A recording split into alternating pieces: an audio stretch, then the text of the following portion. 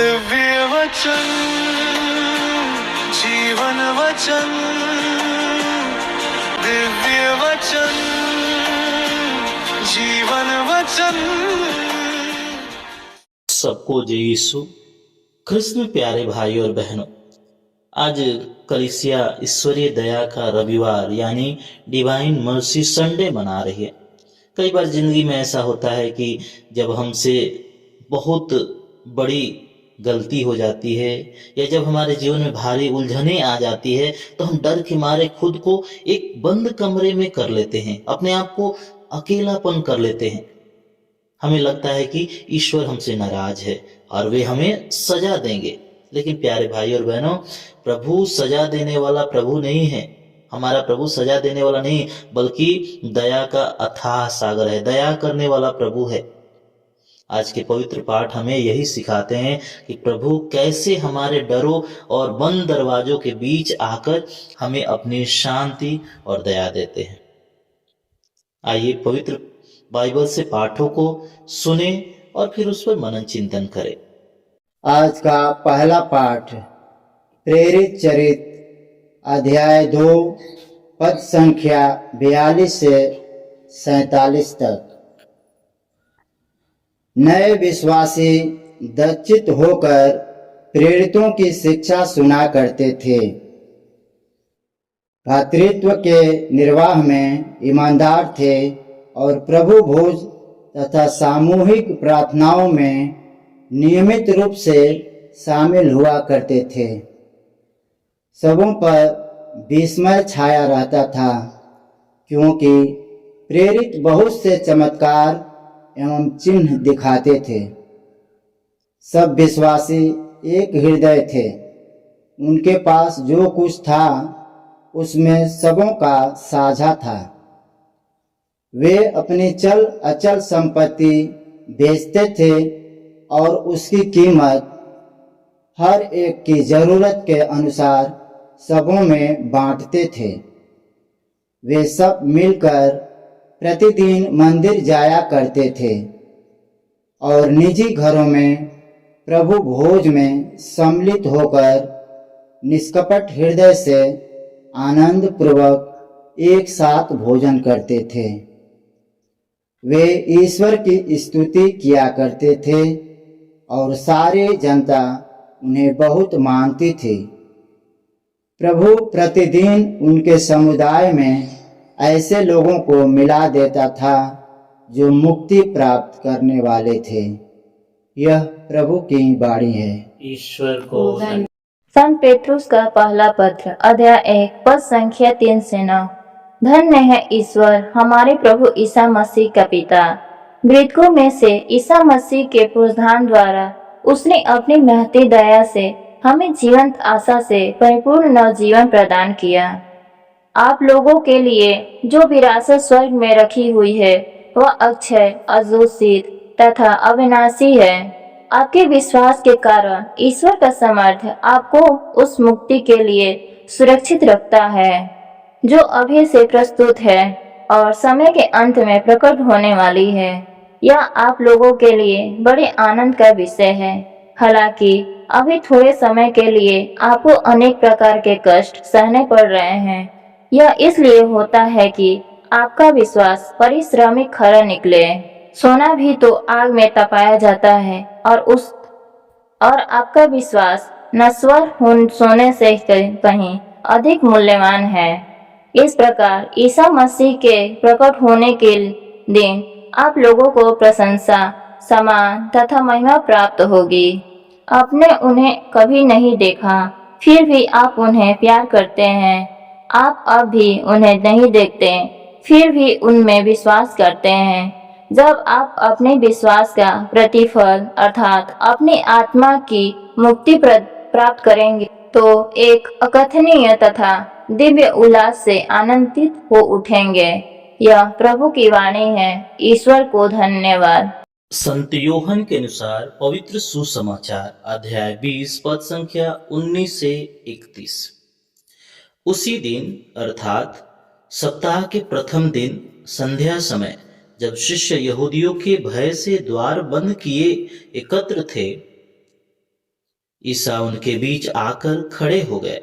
उन्होंने शिष्यों से कहा, तुम्हें शांति मिले। और इसके बाद उन्हें अपने हाथ और अपनी बगल दिखाई।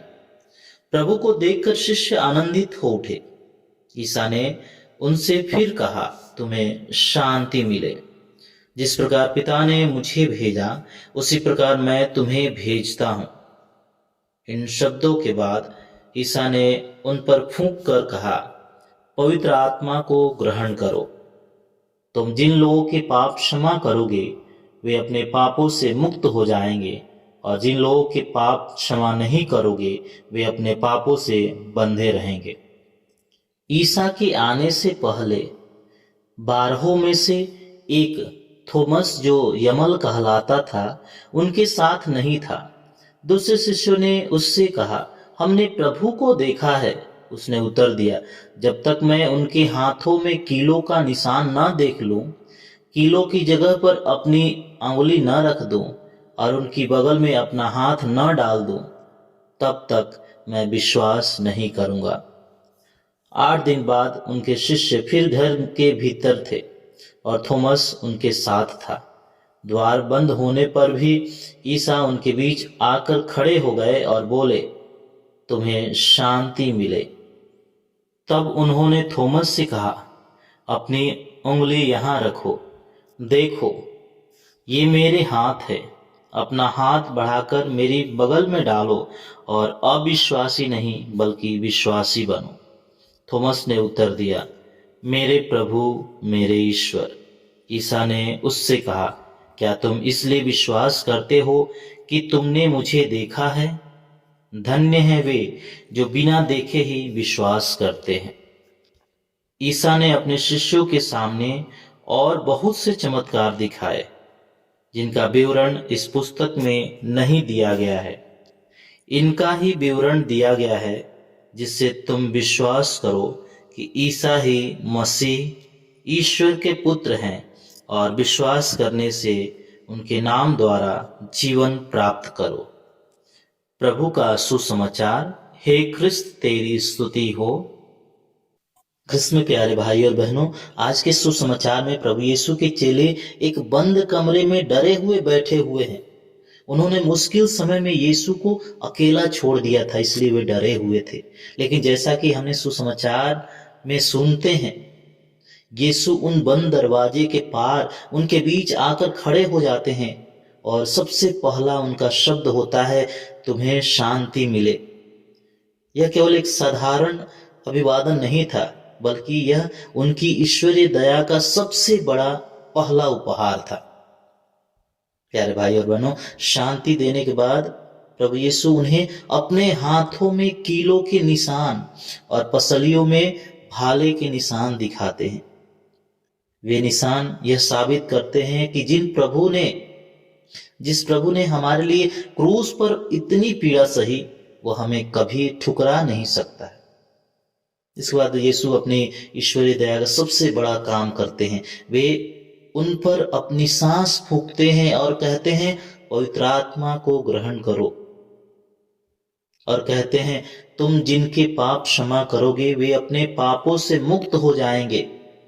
यीशु ने कलीसिया को पापों को क्षमा करने का एक महान अधिकार दिया, ताकि हम इंसान कभी भी अपनी गलतियों के बोझ तले न दबे रहे।